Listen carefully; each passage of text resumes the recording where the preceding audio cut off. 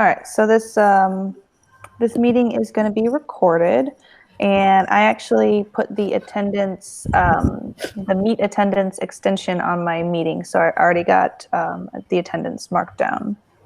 So all you gotta do is like put the extension in, and then there's a little clipboard that you click, and it'll take the attendance. All right, so you guys are able to see the Pear deck. So I'm actually going to control the Pear deck from this computer. It's a lot going on. Okay, so I don't know if you guys can see my next slide. Maybe not. Hi, Mr. Moore. Thank you for joining us today. Maybe I need to control this here. Hello. Hello. Okay. All right. So it's a little tricky to control Pear Deck in a Google Meet. So if you guys are struggling to see what I'm talking about, please let me know. But I think I got it. Can you see where it says getting started with Pear Deck? Hold on. Yes, we can.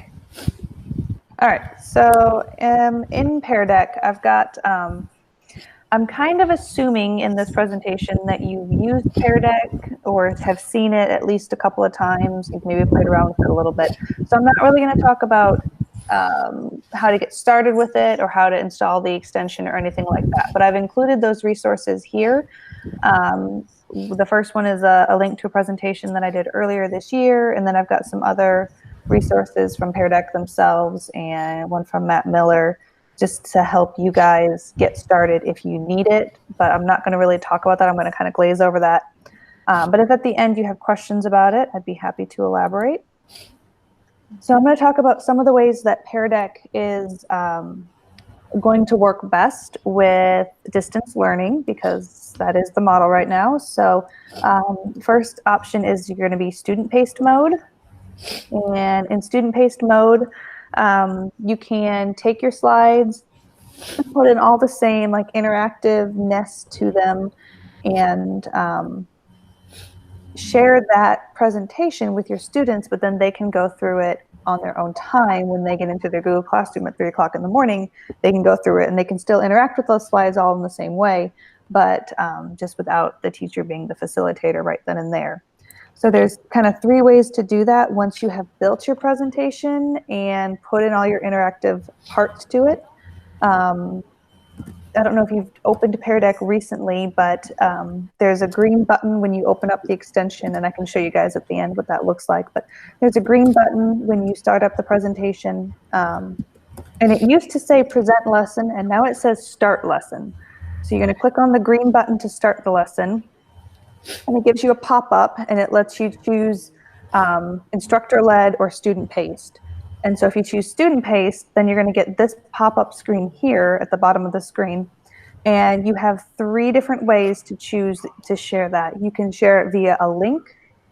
You can share directly to your Google Classroom, or you can have the students go to Join PD and give them the code to set it up. So there's 3 different ways to do it. And once they start the presentation, once they click on the link in Google Classroom or whatever, it'll take them through the presentation just like it would if you were facilitating it, but they're just going to select when they're ready to go to the next slide. The Share to Classroom button is pretty cool because it actually pops up like the screen that when you assign something to Google Classroom, where you have all the options and everything, and you can select all your classes and put in the topic and the due date and all of those things. That is all there.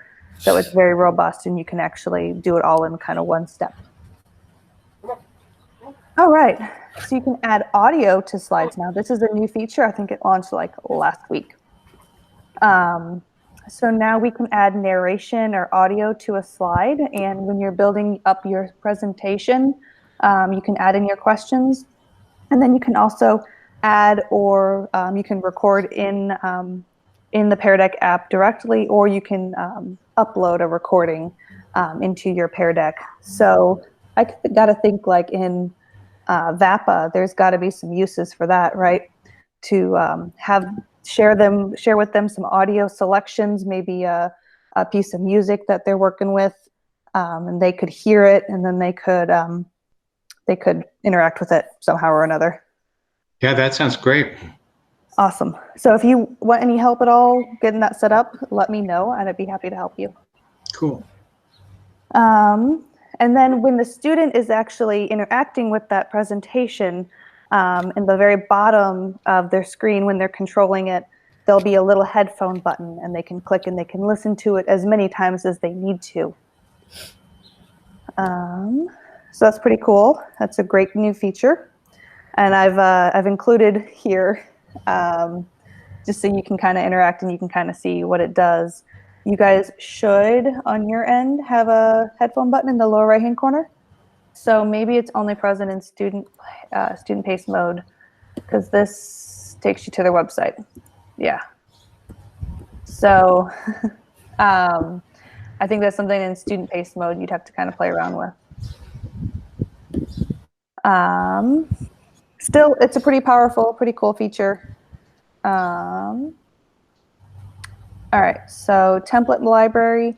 One of my favorite things about Pear Deck is that they have a huge amount of templates that you can select from that are already made slides that you can just pop into your presentation.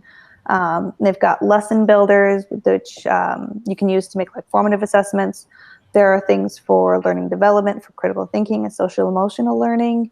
And then almost every subject area is covered, especially your core subjects.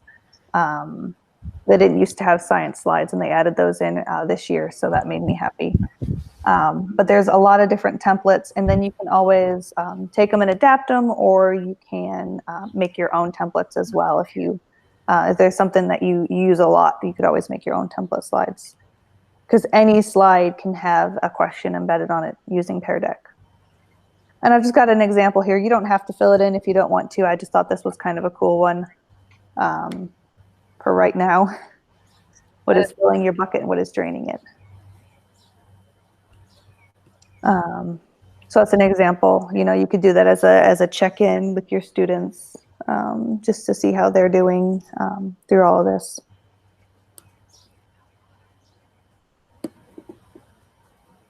All right. And then, of course, you can do a live session in Meets. And like I said, it's a little bit clunky. It's one of those things you're going to want to spend some time practicing. But when you press Start Lesson, you're going to choose Instructor Paste. And some tips that I found helpful for getting it started.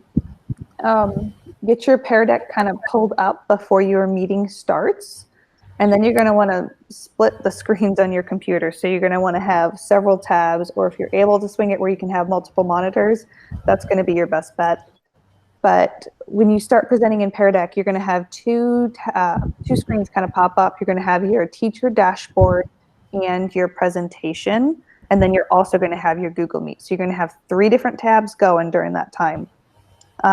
One trick that's helpful is you can actually open up your teacher dashboard on a separate device.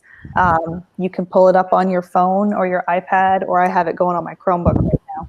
So all of my teacher controls are on my Chromebook, and then my presentation and my Google Meet are both on my MacBook. And the teacher dashboard is the one that lets you see who's present and what their answers are. Hey. Excuse me. Sorry. No worries. And then your presentation is where you can control your presentation and everything through this screen here. And then you would have your meeting also present. So you can answer questions in the chat and stuff as they come up. But that's about it for adapting Pear Deck. It's really, I wanted to just kind of cover real quick what to do with it and how you can kind of change it and work with it. I'm gonna stop presenting, and can audio be added? Yes, I can show you how to do that real quick. So let me go ahead and present my screen again, and I can show you how to add the audio in. Can video be added? You can embed video into, yes, you can. And that would be done the same way you would embed in any Google slide presentation. All right, are you guys able to see my presentation again? Yes. Okay, perfect. So I'm gonna go down here and I'm gonna duplicate that slide and have another slide here. And let's get rid of all of this business. Okay, so to insert a video, you would go to the insert video option, and it's going to give you a couple different options. You can insert something from your Google Drive, or you can insert something from YouTube. So if you had something on YouTube, you can go and find that video and get the hyperlink or the URL for it and just plunk it into here, and then you would select it and then say select, and it would embed it into there. Or you could also do the same with something that you recorded and had in your Google Drive. So you could do like a screencastify or something, a bit of video that you could share. And then to do the audio, you'd go to Pear Deck and launch that up. And then there's just the add audio to slide button. So you would click on that. And you have the upload option, or you can record in here. And after you record, it gives you the option to pause and like take a break and add something else, or it gives you the option to like to redo it. You don't really have much editing features there. Great question. All right, any other questions you guys have for Pear Deck or Google Slides in general? Can it be embedded to Genially? Videos can be. Pear Deck does not work with Genially, unfortunately.